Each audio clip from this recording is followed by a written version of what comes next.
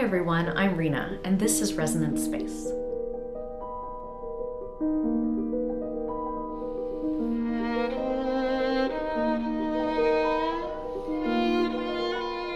So one of the things I find really difficult about writing a new piece is actually writing the program notes.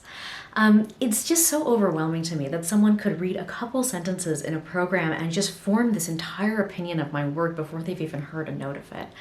But over the years, I think I've realized that what an audience really wants is maybe just some insight or some little piece of insider information that will help them engage with the work more deeply. And so from the moment I start writing a piece, I actually keep a running list of thoughts and ideas and anecdotes about the creation process, about the content itself, anything that I think might be really interesting for an audience. And then when the piece is done, I kind of separate that list into three kinds of program notes, which are on the menu, off the menu, and off the table. So the first kind, on the menu, is what we think of as program notes. They're the words that are printed in the program that will accompany your piece wherever your piece goes and wherever it's performed. And so because those program notes will transcend you, people might read them in places where you're not able to be, and that will be the representation of your work. I like to keep them broad enough that they could really communicate with an audience in any conceivable situation, but specific enough that it just gives people a little window into my work, and it leaves them kind of wanting more, leaves them wanting to engage more deeply. The second kind is off the menu, and these I think of as the kinds of program notes that are typically spoken from the stage.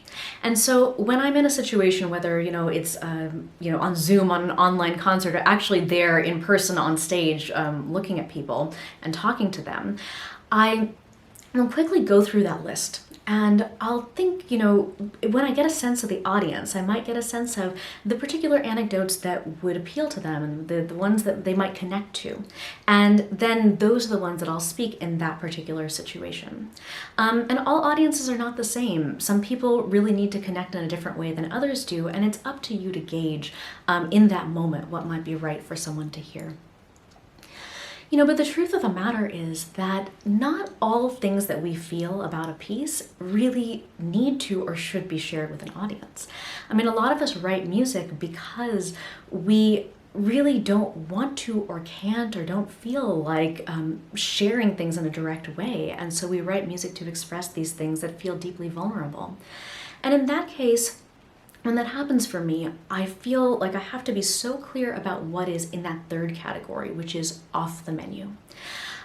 There are things where if I know I'm not on the hook to share something really vulnerable and to find a way to make it intelligible to an audience, I can actually go much more deeply into my own composition process, just knowing that I'm not on the hook for that. And I find that actually over the years, sometimes things that feel like way too vulnerable to share at a premiere might, a decade later be something that actually makes an interesting anecdote or actually maybe even makes it into the on-the-menu program note. Sometimes it's just a matter of time and distance. So as you're working on your music, as you're finishing up and as you're thinking of program notes, make a list. Make a list of things, thoughts, ideas, experiences, things that you think might be really relevant to an audience. And then you get to decide whether they're on the menu, off the menu, or off the table.